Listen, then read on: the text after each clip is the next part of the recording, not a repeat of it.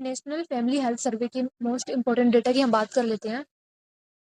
भारत में कुल fertility rate जो है वो 2.0 है और शिशु जो 2015-16 से घट चुका है, ठीक है, घट चुकी है। और शिशु मृत्यु दर जो है वो है 35 प्रति हजार है। पहले ये 40 था, ये मतलब कम हुआ है। नवजात मृत्यु दर जो है वो 24 है प्रति हजार पे, ये पहले 29 था, तो ये भी कम हुआ है। 5 साल से कम मृत्यु दर, मतलब 5 साल से कम के जो बच्चे हैं ना, उनकी मृत्यु दर जो है वो 41 प्रति हजार है, पहले ये 49 थी। मातृ मृत्यु दर जो है वो 97 पर लाख जन्म पे है, ये पहले 130 थी, मतलब ये भी कम हुई है। संस्थागत प्रसव जो है वो 88% होता है, जो पहले 78% था, तो इसमें भी काफी सुधार हुआ है। बच्चों का पूर्ण टीकाकरण 12 से 23 माह तक 76% का हो जाता है, पहले ये 62% का ही होता था। स्टंटिंग उम्र के हिसाब से कम लंबाई जो है वो 35% है, जो पहले 38% थी, तो ये कम हुई है। वेस्टिंग जो है वो लंबाई के हिसाब से कम वजन। स्टंटिंग मतलब होता है उम्र के हिसाब से कम लंबाई, मतलब उसकी हाइट नहीं बढ़ी है लेकिन उम्र बढ़ चुकी है, उसको बोलते हैं स्टंटिंग। और ये 35% बच्चों में है। और वेस्टिंग जो है लंबाई के हिसाब से कम वजन, मतलब लंबा तो हो गया लेकिन उसका वजन कम है, उसको बोलते हैं वेस्टिंग। तो ये है 19% बच्चों में, ये पहले 21% था।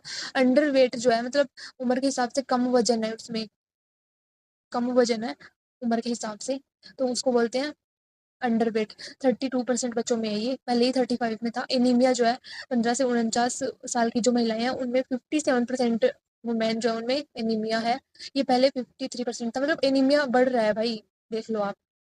एनीमिया बच्चों में 6 से 59 माह के बच्चों में 67% बच्चों में एनीमिया है, और ये पहले 58% में था।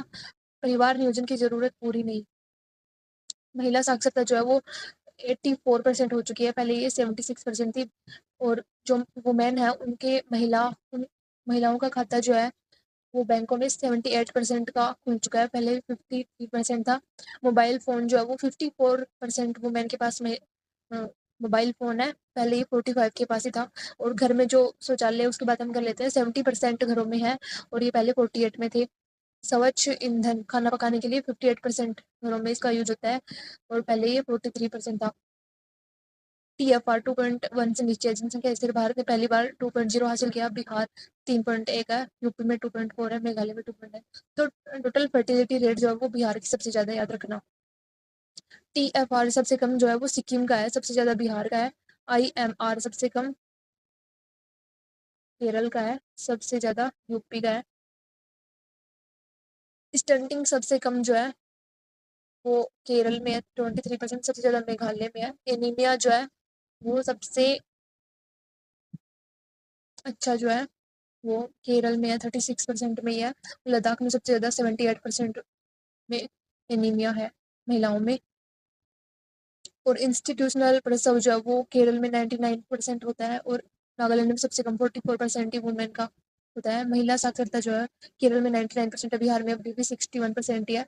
शौचालय जो वो लक्षद्वीप में 100% है, बिहार में 49% है आज भी।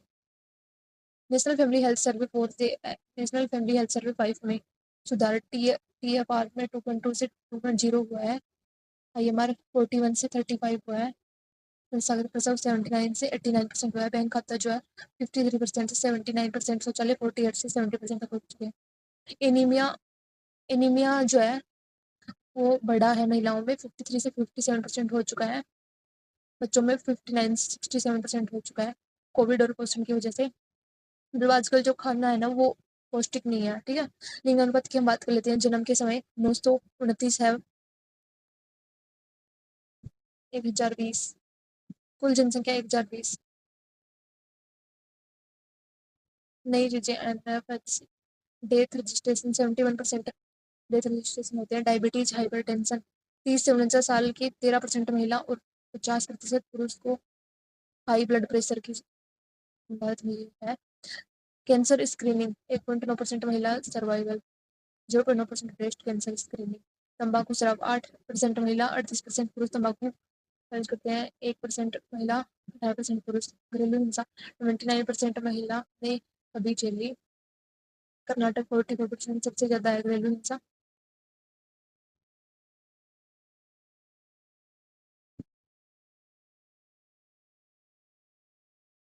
वैक्सीन इंद्रधनुष 2014 पूर्ण टीकाकरण 62% 76% हो चुका है। स्वच्छ भारत 2014 तब ये वो थी। सेंट्रल गवर्नमेंट के एक्सपेंडिचर की हम बात कर लेते हैं 2026-27 में। भारत का कुल एक्सपेंडिचर जो है वो 50,65,345 करोड़ रहा। पिछले साल से 7% बढ़ा है। जीडीपी का 14% जो है वो एक्सपेंडिचर है। राजस्व व्यय जो है वो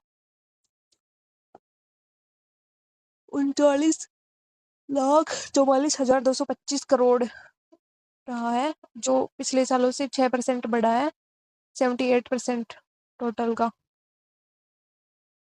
कैपिटल एक्सपेंडिचर जो है वो है कैपेक्स है 11,21,059 करोड़। ये 10% बढ़ा है। जीडीपी का 3.1%, 22% टोटल। मतलब अगर ऐसा आ जाए ना कि राजस्व व्यय ज्यादा होता है या फिर कैपिटल व्यय ज्यादा होता है, तो राजस्व व्यय ही ज्यादा होता है, कैपिटल कम होता है।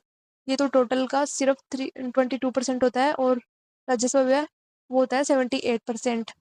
प्रभावी पूंजीगत व्यय जो है वो मतलब 15,48,000 करोड़। ये 17% बढ़ा है। 4% है ये जीडीपी का। प्रभावी कैपेक्स क्या होता है? Capex plus grants for creation of capital index. असली इंफ्रा खर्च यही है। व्यय कहाँ जा रहा है? सबसे बड़ी से ब्याज भुगतान 12,76,338 करोड़ जो है वो कुल व्यय का 25%। राजस्व प्राप्ति का 37% सिर्फ ब्याज में जा रहा है। 37%। रक्षा मंत्रालय जो है उसका एक्सपेंडिचर है 6,81,210 करोड़। मतलब टोटल एक्सपेंडिचर का 13.45%। वित्त मंत्रालय जो है उसका खर्चा है 19,39,001 करोड़। 38%। इसमें ब्याज, सब्सिडी, राज्यों को ट्रांसफर शामिल है। सबसे ज्यादा फाइनेंस मिनिस्ट्री खर्च करती है भाई। मतलब ये राज्यों को भी तो ट्रांसफर करती है। 19,39,001 करोड़ रुपए। पेंशन पे हम करते हैं खर्च 2,76,618 करोड़। सब्सिडी पे 2 लाख करोड़ सिर्फ। उर्वरक पे 1.68 लाख करोड़। पेट्रोलियम पे 0.12 लाख करोड़। राज्यों को ट्रांसफर 2025-26 केंद्र राज्यों को 25,59,774 करोड़ देगा। टैक्स हस्तांतरण जो है मतलब जो राज्यों को हस्तांतरण है ना ये बढ़ा है पिछले सालों से 12%। कर हस्तांतरण की हम बात कर लेते हैं। ये 14,22,444 करोड़। 41% केंद्रीय करों का। अनुदान जो है वो 11,37,320 करोड़। कैपिटल एक्सपेंडिचर लोन राज्यों को 50 साल ब्याज मुक्त लोन 1,50,000 करोड़। राज्यों को कुल 25,43,769 करोड़। कर हस्तांतरण 15 लाख करोड़। घाटे के आंकड़े। राजकोषीय घाटा जो है वो 4.4% ऑफ जीडीपी है। 15 लाख करोड़।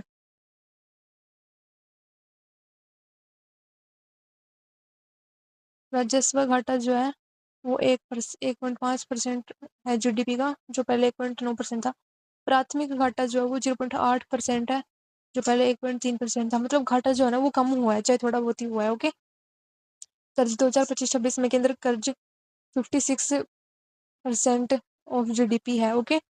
तो भारत सरकार में जीडीपी का 56% कर्ज है। 2031 तक 50% करने का टारगेट है जीडीपी का इसको। ओके। 2026-27 में बजट अनुमान जो है अगले साल का वो है कुल व्यय 53,47,315 करोड़ रुपए। 7% बढ़ जाएगा। कैपिटल एक्सपेंडिचर जो है वो 12 लाख करोड़।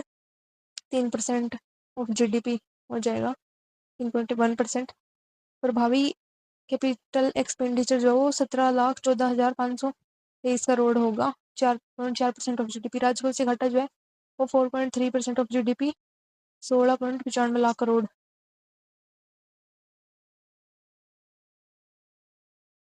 सरकार ने 6 महीने का खर्च किया 23 लाख करोड़। 45% बजट का।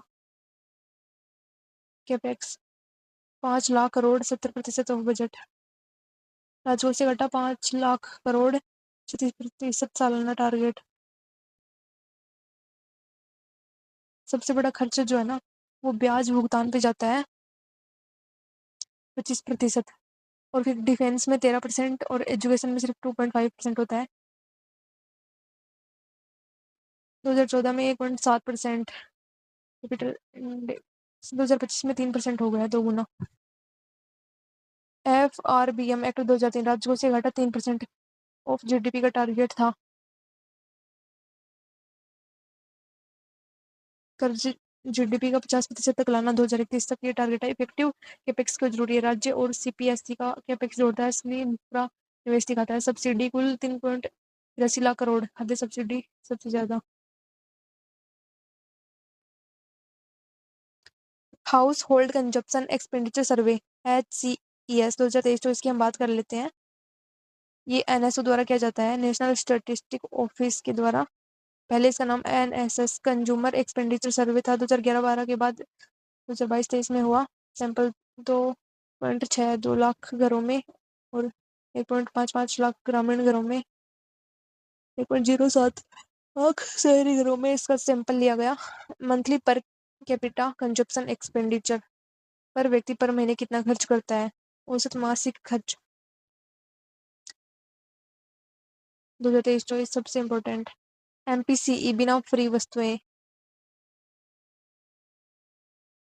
इन पर ग्रामीण क्षेत्रों में 4,122 रुपये खर्च किए जाते हैं, जबकि शहरों में 6,996। MPCE की फ्री वस्तुओं को जोड़कर 4,247 और 7,078 2022 से वृद्धि। फ्री वस्तुओं में आता है PMGKAY मुफ्त राशन, सब्सिडी, LPG, बिजली आदि का इनपुट वैल्यू जोड़ते हैं तो गरीबी का खर्च बढ़ जाता है। 2011-12 में शहरी ग्रामीण अंतर जो है वो 83% था। 2023-24 में 67% अंतर कम हो रहा है। फूड पे ग्रामीण क्षेत्रों में फूड पे 46% खर्च करते हैं, जबकि शहरों में 39% खर्च करते हैं। अनाज में गाँव में 4% और शहरों में 3%।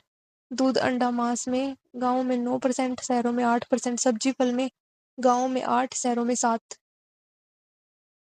नॉन फूड में गाँव में सिर्फ 53 और शहरों में 60%। ईंधन प्रकाश में गाँव में 6.7, शहरों में 6.4। एजुकेशन पे गाँव में 2.7, एजुकेशन पे शहरों में 5.6%। हेल्थ पे गाँवों में 6.8%, शहरों में 5.5%। परिवहन पे गाँवों में 7.6%, शहरों में 8.5%।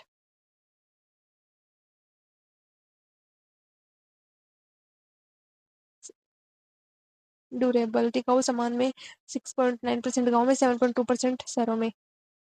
किराए में गाँव वाले 0.5% खर्च करते हैं और शहरों में 6.8%। ग्रामीण भोजन पर 50% से ज्यादा खर्च करते हैं। पहली बार 2022-23 में हुआ, विकास का संकेत है ये।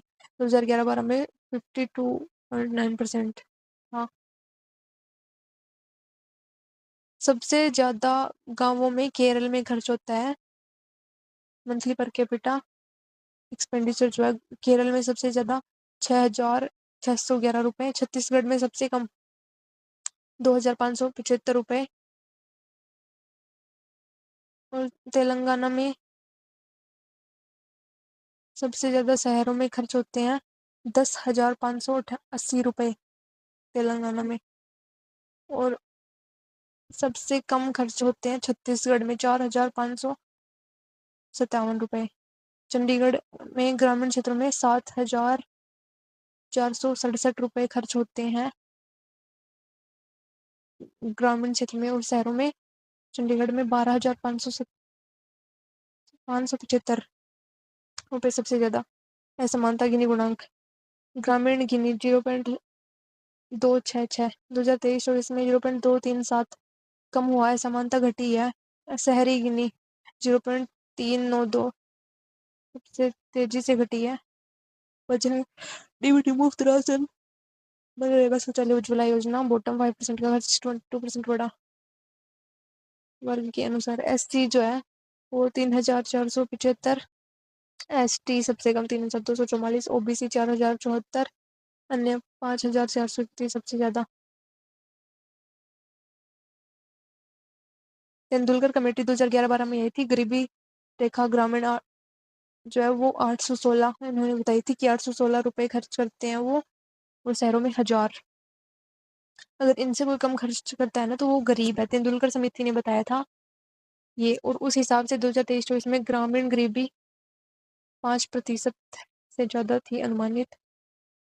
फिर आई रंगराजन कमेटी 2014 में, ग्रामीण क्षेत्रों में 972 रुपए और शहरी क्षेत्रों में 1407, उससे भी गरीबी 10% से कम। NITI Aayog MPI multi poverty index 2023 बहुआयामी में गरीबी 2015-16 में 24%, 2023-24 में 11%। 24.8 करोड़ लोग गरीबी से निकले। एंगल्स लो, आय बढ़ने पर भोजन पर प्रतिशत खर्च घटता है। एंगल्स लो की हम बात करते हैं कि अगर इंसान की आय बढ़ती है ना तो उसका भोजन पर खर्च घटता है। भारत में हो रहा है, ग्रामीण में 53% से 46%। प्री आइटम इम्प्यूटेशन पहली बार HCES 2022-23 में जोड़ा। गरीबी और असमानता असल में कम दिखती है। शहरी ग्रामीण अंतर 67%, 2004-5 में 90% था। सबसे ज्यादा खर्च ग्रामीण में अनाज नहीं दूध पर। शहरों में परिवहन और किराए पर खर्च होता है। सिक्किम में ग्रामीण MPCE 7,731, केरल से भी ज्यादा, पर सैंपल छोटा है। पुअर्टी से रिलेटेड डेटा की हम बात कर लेते हैं। सबसे पहले लकड़वाला कमेटी आई थी 1993 में। इसने ग्रामीण गरीबी की रेखा बताई थी कि 2400 कैलोरी पर डे से कम कोई लेता है तो वो गरीब है, और शहरी क्षेत्रों में 2100 कैलोरी पर डे बताया था इन्होंने। और गरीबी उस समय 36% थी। तेंदुलकर समिति ने 2009 में आई थी ये। इन्होंने बताया कि 816 रुपए पर माह है पर व्यक्ति खर्च करता है ग्रामीण क्षेत्रों में। अगर उससे कम करता है तो वो गरीब है। और शहरों में 1000 रुपए पर माह पर व्यक्ति। उस टाइम पे 21% गरीबी थी भारत में 2011 में। 2014 में आई थी रंगराजन कमेटी। उन्होंने शहरों के लिए 900, उन्होंने गाँव के लिए 972 पर माह पर व्यक्ति बताया, और शहरों में 1407 पर माह पर व्यक्ति बताई थी। और 29.5% गरीबी थी 2011-12 में भारत में। उसके बाद में सक्सेना कमेटी आई 2009 में। BPL परिवार की पहचान हुई, और सेक्शन 2011 के आधार पे बहुआयामी गरीबी सूचकांक की हम बात कर लेते हैं। नीति आयोग 2023 में शुरू हुई थी। UNDP और OPHI मेथड के अकॉर्डिंग 12 इंडिकेटर होते हैं। इसमें पोषण, बाल मृत्यु, मातृ स्वास्थ्य, स्कूली शिक्षा, स्कूली उपस्थिति, खाना पकाने का ईंधन, स्वच्छता, पेयजल, बिजली, आवास, संपत्ति, बैंक खाता। MPI गरीबी अनुपात नेशनल फैमिली हेल्थ सर्वे 2015-16 के अकॉर्डिंग 24%, और 2021 में 14%, कमी 9% की आई है। गरीबों की संख्या पहले 31 करोड़ थी, अब 20 करोड़ हो चुकी है। 11 करोड़ बाहर आए हैं। तीव्रता 47% थी, अब 44% हो चुकी है। MPI गरीबी 11%, 14 करोड़ लोग, यानी 2015-16 में 24 करोड़ लोग गरीबी से बाहर आए हैं। राज्यवार MPI टॉप वेस बॉटम 2023। सबसे कम गरीबी जो है वो केरल में है 0.71%, गोवा में 0.84%, तमिलनाडु में 2.20, सिक्किम में 2.60, पंजाब में 4.75। सबसे ज्यादा गरीबी बिहार में है 33.76%, झारखंड में 28, मेघालय में 27, यूपी में 22, MP में 20। सबसे तेज कमी जो है वो 2015-16 से 2019-21 में यूपी में आई है। 7 करोड़ लोग, बिहार में 3 करोड़, MP में 2 करोड़ लोग गरीबी से बाहर आए हैं। वर्ल्ड बैंक डेटा इंटरनेशनल गरीबी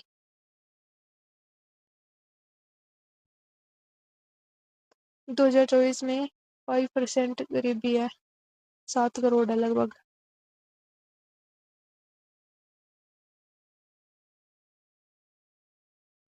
वर्ल्ड इनइक्वालिटी रिपोर्ट प्रधानमंत्री जेकेवाई मनरेगा एनएफसी एक्ट 2013 67% आबादी कवर 75% ग्रामीण 6% शहरी।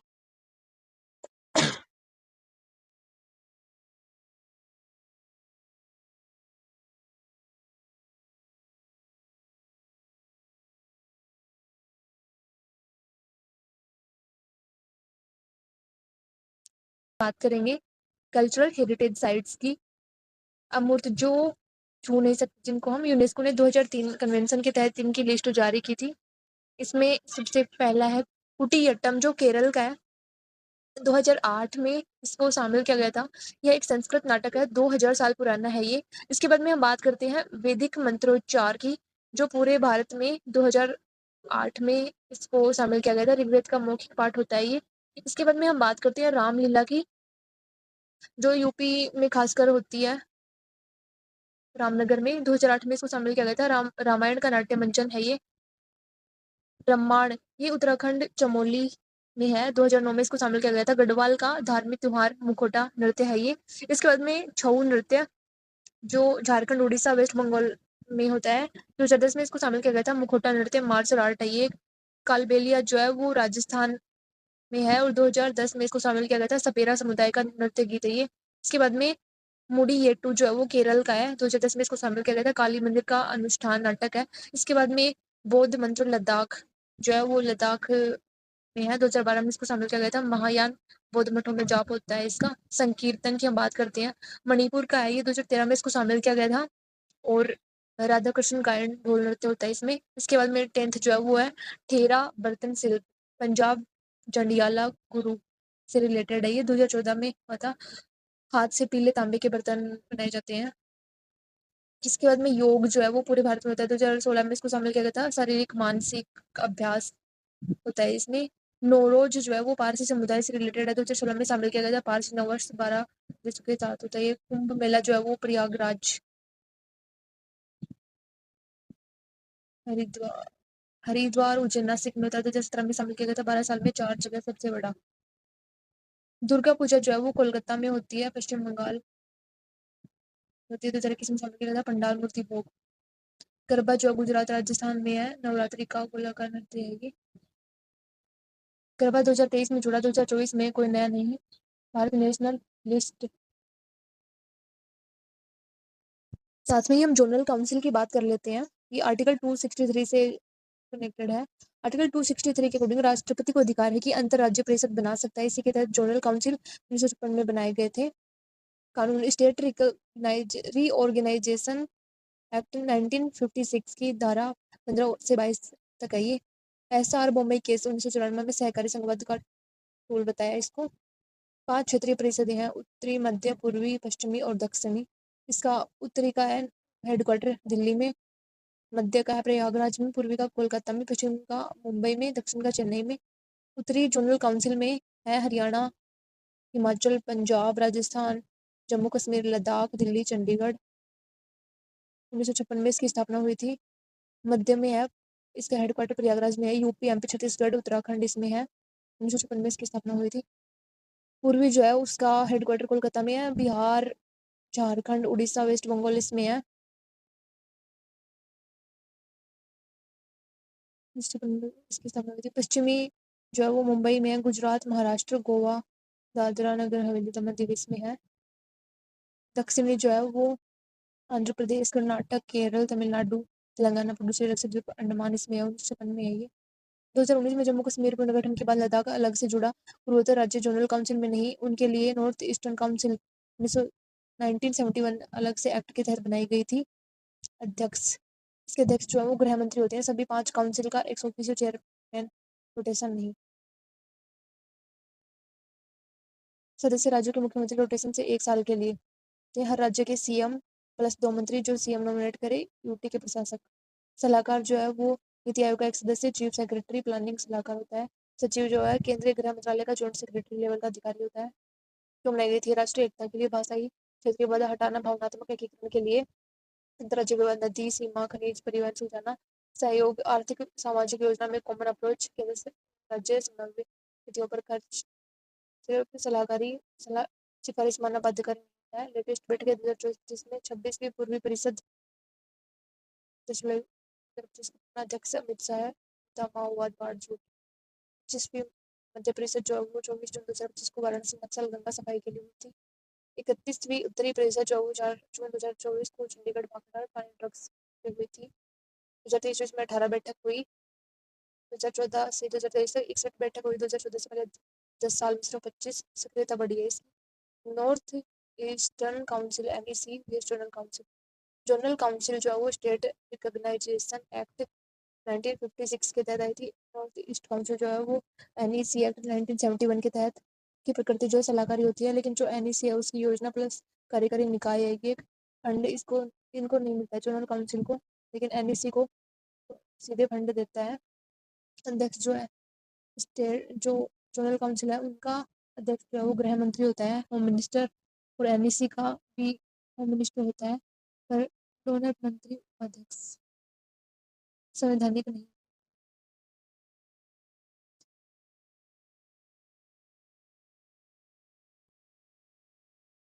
2023 आम सहमति से हल, गृह मंत्रालय का दावा है। सरकारी आयोग 1988 जनरल काउंसिल को मजबूत करने की सिफारिश इसमें दी गई थी। 5 काउंसिल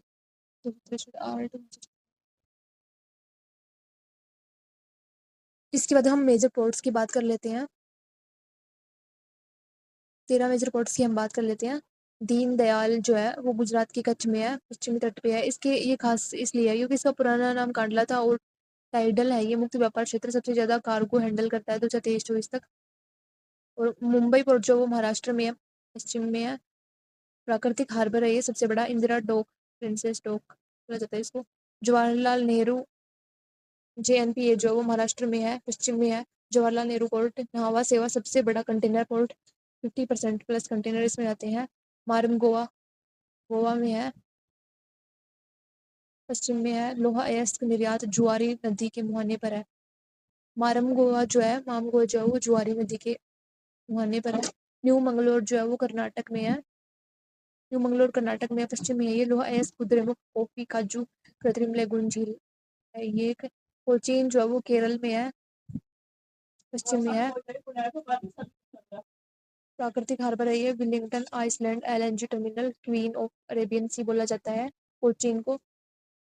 VO चिदम्बरम जो है वो तमिलनाडु में है। पुराना तूतीकोरिन मोती उत्पादन नमक उत्पादन के लिए फेमस है। कामराजर जो है वो तमिलनाडु में है, पूर्वी में है। पुराना एनोर पहला कॉर्पोरेट पोर्ट।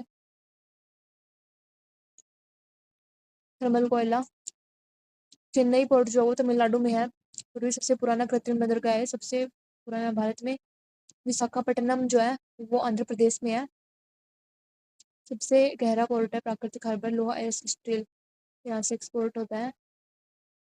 पारादीप जो है वो उड़ीसा में है और प्राकृतिक हार्बर है। लोहा अयस्क कोयला 2016 नंबर 1 कार्गो।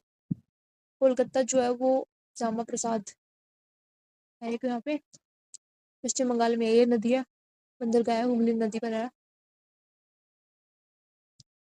पोर्ट ब्लेयर जो है वो अंडमान निकोबार 13वां मेजर पोर्ट, 4 जून 2024 को मेजर पोर्ट घोषित किया गया था इसको, पोर्ट ब्लेयर। तो भारत में 13 है। वापस एक बार बता देती हूँ, 6 तो पूर्वी तट पे है, 6 पश्चिमी तट पे है। फर्स्ट है कोलकाता, कोलकाता, पारादीप, विशाखापट्टनम, चेन्नई, एन्नोर, तूतीकोरिन। ओके। और पश्चिमी तट पे है कांडला, मुंबई, जवाहरलाल नेहरू नावा सेवा, मार्म गोवा और कोचीन। लास्ट जो है वो पोर्ट ब्लेयर पढ़ के गए, तो 13 प्रमुख बंदरगाह हैं, इनको याद कर लेना, बहुत ही ज्यादा इंपॉर्टेंट है ये। मेजर पोर्ट्स की हम बात कर लेते हैं, इनको केंद्र सरकार चलाती है। और मेजर पोर्ट अथॉरिटीज एक्ट 2021 के तहत इनको चलाया जाता है। माइनर पोर्ट जो है उनको राज्य सरकार चलाती है। इंडियन पोर्ट एक्ट 1908 के तहत 200 प्लस हैं ये। मुंद्रा, पिपाव सबसे बड़े प्राइवेट माइनर पोर्ट है। लेटेस्ट डेटा की हम बात कर लेते हैं। कुल कार्गो जो है वो 820 मिलियन मीट्रिक टन क्षमता है इनकी, 4% की वृद्धि हुई है। टॉप 3 में पाराद्वीप है, दीनदयाल है, उसके बाद में जवाहरलाल नेहरू है। टर्न अराउंड टाइम की हम बात कर लेते हैं, 48 घंटे 2014 से। 21 घंटे 2024 सागरमाला का असर हुआ है। वन लाइनर फैक्ट की बात कर लेते हैं। प्राकृतिक बंदरगाह है ना, उनमें मुंबई एक प्राकृतिक बंदरगाह है। कोचीन एक प्राकृतिक बंदरगाह, विशाखापट्टनम प्राकृतिक है, पारादीप प्राकृतिक है, मॉर्म गोवा प्राकृतिक है। नेचुरल है ये सारे। और आर्टिफिशियल की हम बात कर लेते हैं। चेन्नई जो है वो आर्टिफिशियल है। न्यू मंगलोर जो है आर्टिफिशियल है। जवाहरलाल नेहरू न्हावा सेवा जो है वो भी आर्टिफिशियल है। नदी बंदरगाह की हम बात कर लेते हैं। कोलकाता एक नदी बंदरगाह है। जवाहरी बंदरगाह है जो है वो दीनदयाल और कोलकाता ये जवाहरी बंदरगाह है। Free trade warehousing zone Deendayal port पर पहला FTWZ है। ग्रीन पोर्ट जो है वो कोचिन VO चिदम्बरनार को ग्रीन पोर्ट अवार्ड दिया गया।